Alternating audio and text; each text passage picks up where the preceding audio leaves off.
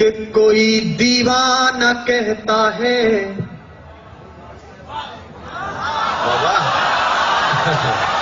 अरे दाद देनी है, खाज नहीं देनी है।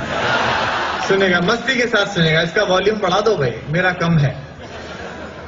कि कोई दीवाना कहता है, कोई पागल समझता है। नौजवान दोस्त मेरा साथ दें। मैं समझ गया कि तुम हो। कोई दीवाना कहता है, कोई पागल समझता है, मगर धरती की बेचैनी को बस बादल समझता है। मगर धरती की बेचैनी को बस बादल समझता है। मैं तुझसे दूर कैसा हूं, तू मुझसे दूर कैसी है। अब दिल धड़के तो उसे तालियों में बदलना। मैं तुझसे दूर कैसा हूं, तू मुझसे दूर कैसी है। ये तेरा दिल समझता है या मेरा दिल समझता है। ये तेरा दिल, ये इस बार के सेमेस्टर में आने वाली है।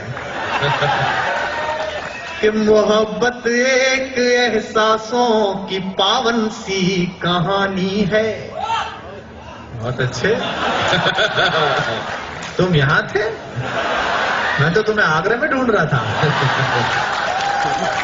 कि मोहब्बत एक एहसासों की पावन सी कहानी है। कभी कबीरा दीवाना था, कभी मीरा दीवानी है। यहाँ सब लोग कहते हैं मेरी आंखों में आंसू है। ये पंक्ति सुनना और आप तक पहुंच जाए तो सूचित करना। यहाँ सब लोग कहते हैं मेरी आंखों में आंसू है। जो तू समझे तो मोती है, जो ना समझे तो पानी है। जो तू समझे तो मोती है। और एक बात और ध्यान से सुनना, आप उस दौर में हैं जब आप विशिष्ट हैं। जीवन को इस तरह जीना कि कोई मिले कभी तो खुद से नजर मिला सको। गालिब ने कहा, यह गालिब का शहर है दिल्ली, किसी से मिलने पर शेर सुनना बड़े शायर का। मत पूछ के क्या हाल है मेरा तेरे आगे, मत पूछ के क्या हाल है। मैं आरईसी में पढ़ता था, एक सेमेस्टर छोड़कर भाग आया और यहाँ पढ़ा रहा हूं क्योंकि मुझे लगा it's better to be a good poet than a bad engineer. अब तो मैं अपना ही भविष्य बिगाड़ रहा होता हूँ, बिगाड़ रहा हूं, तो अब तो मैं देश का बिगाड़ रहा होता। तब पंक्ति पढ़ता हूँ। गालिब ने कहा, मत पूछ के क्या हाल है मेरा तेरे आगे, तू देख के क्या रंग है तेरा मेरे आगे। क्या बात। तब पंक्तियां सुनना कि समंदर पीर का अंदर है लेकिन रो नहीं सकता। लड़कों की खास बात चाहिए मुझे इस पर। समंदर पीर का अंदर है लेकिन रो नहीं सकता। ये आंसू प्यार का मोती है, इसको खो नहीं सकता। क्या बात है, वाह वाह वाह। ये आंसू प्यार का मोती है, इसको खो नहीं सकता। मेरी चाहत को दुल्हन तू बना लेना, मगर सुन ले। और जो खुददार लोग हैं उनकी तालियां लहरती दिखाई दे। मेरी चाहत को अपना तू बना लेना, मगर सुन ले। जो मेरा हो नहीं पाया वो तेरा हो नहीं पाया। जो मेरा हो नहीं पाया। और एक मुक्तक और सुनिए, इसके बाद में कविता पढ़ता हूं। प्रेम में जैसा गजेंद्र सोलंकी ने बताया, भारत बड़ा हिपोक्रेट देश है। प्रेम हिंदुस्तान में एक ऐसा विषय जिसमें केवल थ्योरी की क्लास चलती है। मैं आपको 4 पंक्तियां पढ़ा दूं, सुनेगा 4 पंक्तियां। और ये बिल्कुल मस्ती की पंक्तियां हैं। बरसों प्रेम लिखने के बाद यदि आप प्रेम करें तो क्या दिक्कत आती है देश में। सुनेगा कि भ्रमर कोई कुमुदनी पर, मस्ती के साथ सुनना और मैं जो सुनाना चाह रहा हूं वहीं पहुंचना, वरना स्लिप हो सकती है बात। भ्रमर कोई कुमुदनी पर मचल बैठा तो हंगामा। हमारे दिल में कोई ख्वाब पल बैठा तो हंगामा। अभी तक डूब कर किस्सा मोहब्बत का।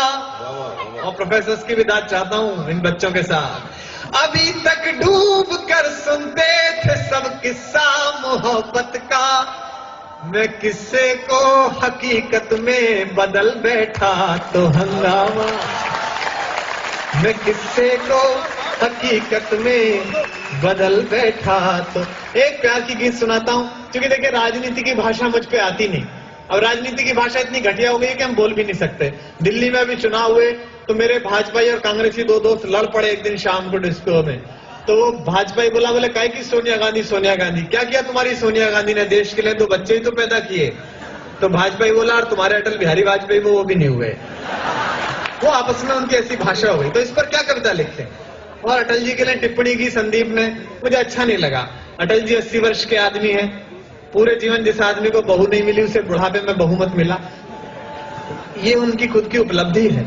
मुझे तो याद है अभी एक दिन अटल जी सोनिया जी के साथ सर्वदलीय मीटिंग में बैठे हुए थे, तो सोनिया जी ने कहा अटल जी ये पाकिस्तान बहुत गड़बड़ कर रहा है। आप जानते हैं सोनिया जी बहुत अच्छी हिंदी बोलती है। जब वो हिंदी बोलती है मुझे पता नहीं बाँचें कहाँ होती है, लेकिन शरीर में खिल जाती हैं। तो बोली अटल जी ये पाकिस्तान बहुत गड़बड़ कर रहा है, आप इस पर हमला कर दीजिए। अभी पिछले दिनों सोनिया जी राजस्थान में प्रचार में गई तो भरतपुर में तो चित्तौड़ के राजा की जय बुलवा दी और चित्तौड़ में भरतपुर वाले की जय बुलवा दी, वो पर्चा बदल गया था। तो किसी ने कहा बोले मैडम ये तो गड़बड़ हो गई, आपने दूसरा राजा इस्तेमाल कर दिया।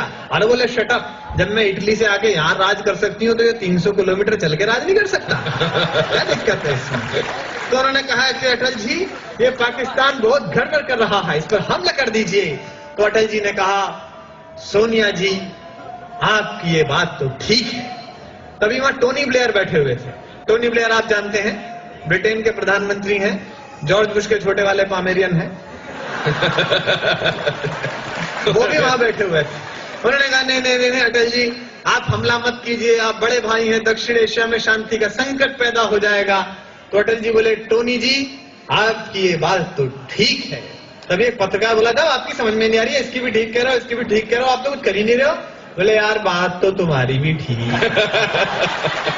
तो 27 दलों की सरकार चलानी है, तो मैं आपको राजनीति पर नहीं प्रेम पे कविता सुनाता हूं।